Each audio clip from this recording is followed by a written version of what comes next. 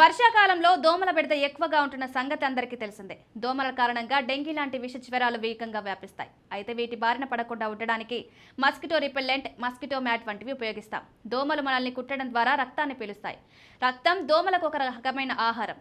ఈ ఆహారం లేకుండా దోమ ఎంతకాలం జీవించగలదు? దీనికి సమాధానం, చూడగానే మనకు కోపం తెప్పించే జీవులు దోమలు. ప్రతి ఒక్కరూ కనీసం ఒక్కసారైనా గాఢ నిద్రలో ఉన్నప్పుడు దోమ కుట్టడం వల్ల కలవరపడి ఉంటారు.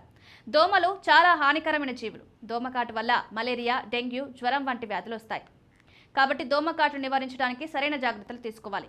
ఆడదోమలు రక్తం తాగకుండా చాలా రోజులు జీవించగలవు. ఒక దోమ రక్తం తాగకుండా దాదాపు 7 నుంచి 10 రోజులు జీవించగలవు. మగదోమలు రక్తం తాగవు. ఇవి చెట్లపై ఉంటాయి. కానీ ఆడదోమలు మాత్రం ప్రత్యుత్పత్తికి మన రక్తం తాగుతుంటాయన్నమాట. కలుషితమైన చెరువులు, కుంటలకు తోడు అపరిశుభ్రమైన ప్రదేశాలు దోమలకు స్థావరాలుగా మారుతుంటాయి.